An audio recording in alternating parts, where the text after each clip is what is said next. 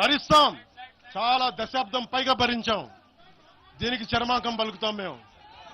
తెలంగాణ ఎవరైతే వ్యతిరేకించారో వాళ్ళందరూ పదవుల్లో కూర్చున్నారు. ఈరోజు కూర్చోబెట్టి తెలంగాణను ఎవరైతే వ్యతిరేకించారో వాళ్ళు ఎమ్మెల్యేలు అయ్యారు. ఒక్క మాట మాట్లాడలా. కిక్కును మనకుండా కూర్చున్న 12 సంవత్సరాలు. మా నాయకుల్ని పేరు పేరున అడగండి, ఒక్కొక్కరిని అడగండి, ఇంటర్వ్యూలు తీసుకోండి. ఏ రోజున్నా సరే నేను వాళ్ళని ప్రోత్సహించని అడగండి. వాళ్ళు నన్ను వదలలేదు, నన్ను ఏం చేయమంటారు చెప్పండి. దండం పెట్టి చెప్పా, మీరు శుభ్రంగా వెళ్ళిపోండి అంటే లేదు, మాకు నీ ఆశయాలను ఇష్టం, మాకు జనసేన భావజాలం ఇష్టం. ఉన్న మహేందర్ కానీ, రాజలింగం గారు కానీ, ఉన్న ప్రతి ఒక్కరు పేరు పేరున, శంకర్ కానీ పేరు పేరున ప్రతి తెలంగాణ జిల్లాలో ఉన్న నాయకులందరూ యువరాజ్యం నుంచి ఉండిపోయారు. వాళ్ళు పోలే. నేను చెప్పా, మీరు మిగతా పార్టీస్ పోండి అంటే పోలా. దాసోజు శ్రవణ్ ఎవరు పట్టుకున్నారు? మీరు ఆ పట్టుకుని దాసోజు శ్రవణ్ కానీ ఈరోజు ఎమ్మెల్సీగా ఉన్నారంటే, ఆ రోజు మీరు కూర్చోబెట్టి మాట్లాడుతూ ఉన్నారు. ఆ రోజున ఈరోజు కాంగ్రెస్ నాయకులు ఎవరో మాట్లాడుతూ ఉన్నారు, నువ్వేమి ఎలా వస్తావు చూస్తామని. ఇలాంటి ప్రగల్భాలే వైఎస్ రాజశేఖర రెడ్డి గారు ముఖ్యమంత్రిగా ఉన్నప్పుడు కాంగ్రెస్ యువజన కాంగ్రెస్ వాళ్ళు ఇలాగే మాట్లాడారు. ఆ రోజున తన్ని తగలేసాం ప్రతి ఒక్కరు వచ్చిన వాళ్ళు, గుర్తుపెట్టుకోకండి. ఆ రోజు నాకు నిలబడిన తెలంగాణ యువత నిలబడ్డారు. బస్తీలో నుంచి, ఉస్మానియా నుంచి వచ్చిన వాళ్ళు నిలబడ్డారు. ఆ రోజున రాజలింగం గారికి తెలుసు. ఆ రోజు కూడా చెప్పారు ఎలా వస్తుంది. నేను చెప్పా, ఇలాగే ఇంటికి వస్తామని బెదిరించి, ఆఫీస్కి వస్తామని బెదిరిస్తే ఇంటి ముందు చేరేసి కూర్చున్నా.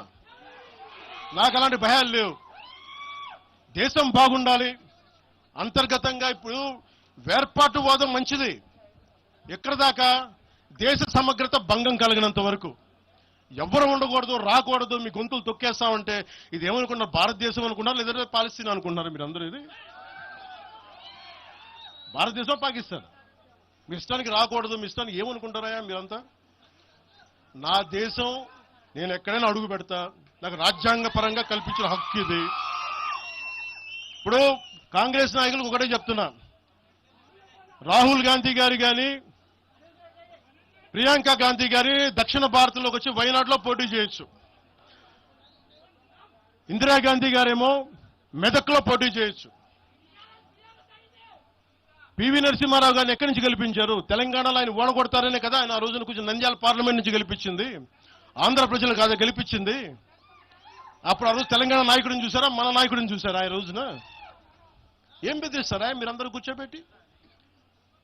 కాంగ్రెస్, మీరు చెప్పే వైసీపీ కాంగ్రెస్ నాయకులు, నేను దగ్గరుంటున్న మంగళగిరి దగ్గర ఇప్పటవలే గ్రామంలో కాంగ్రెస్ దిమ్మల్ని కూలిస్తే, మీ కాంగ్రెస్ దిమ్మలకి నేను కూర్చోబెట్టి ఆ రోజు మాట్లాడింది, నేను తిరిగి దిమ్మల్ని కూర్చోబెట్టి నిలబెట్టింది మేము, మీ కాంగ్రెస్ దిమ్మల్ని.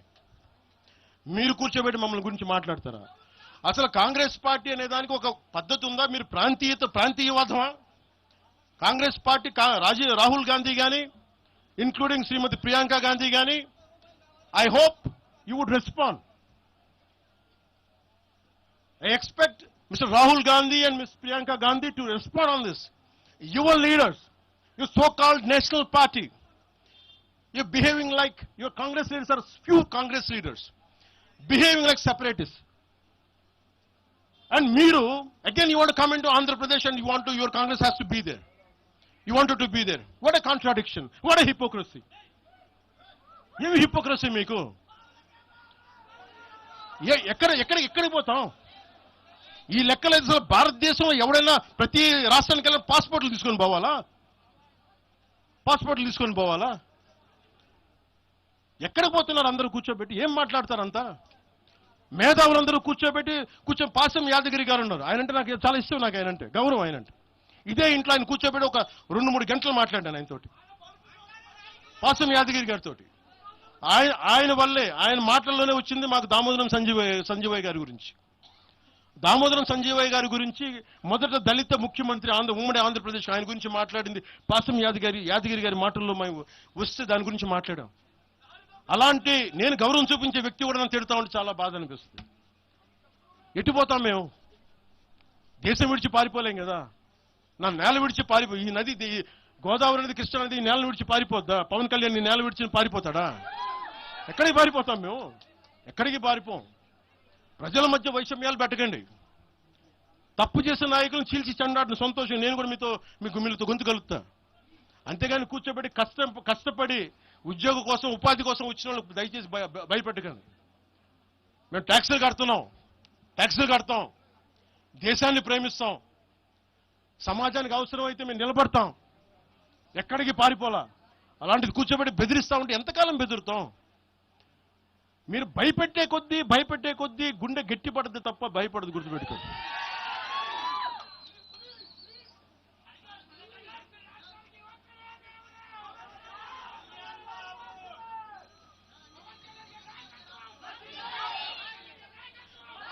ఈ రోజున తెలంగాణ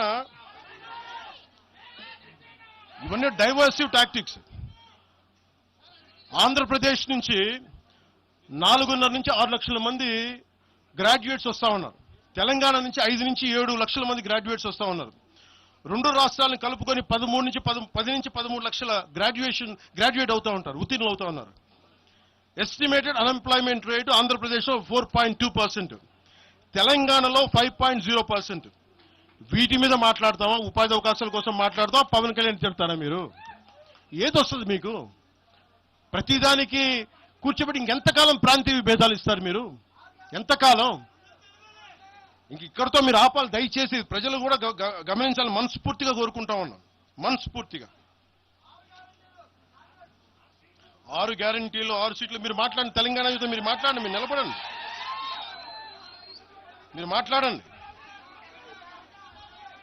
జనసేన పార్టీ 7 సిద్ధాంతాలు పుస్తకాల్లో చదివి వీటన్నిటికంటే కూడా తెలంగాణ నేల నేర్పించిన విలువలు ఇవి. వీటి కోసం మేము నిలబడే ఉన్నాం. ఇవేదో పుస్తకాల్లో రూపొందించిన సిద్ధాంతాలు కావి. తెలంగాణలో మేము చూసిన సామాజిక వాస్తవాల నుంచి పుట్టిన సిద్ధాంతాలు ఇవి. ఉస్మానియాలో 2009లో ఆ రోజు గద్దరన్న పక్కనే ఉన్నాడు. ఆ రోజు ఇట్లాగే ఇబ్బంది కలిగిస్తా ఉంటే ఒకటే అన్నాడు గద్దరన్న, అరే తమ్మి నువ్వు మాట్లాడరా, ఎవరు వస్తారు నేను చూసుకుంటానని చెప్పి.